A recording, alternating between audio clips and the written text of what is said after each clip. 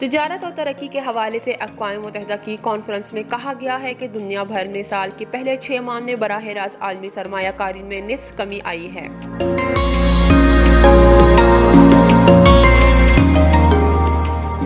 अक़वाम मुत्तहिदा के तिजारत और तरक्की के इदारों ने आलमी सरमायाकारी की ताज़ा तरीन मॉनिटरिंग में कहा है कि मशरिकी एशिया में पाइंदा बहाली नज़र आ रही है, जिससे तरक्की पजीर मईशतों की तरफ से सरमायाकारी मुस्तहकम होने का इम्कान है।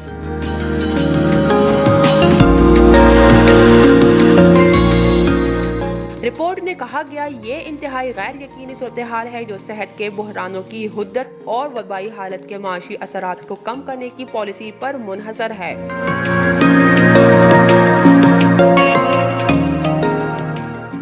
स्पोर्ट्स स्टोरी.न्यूज़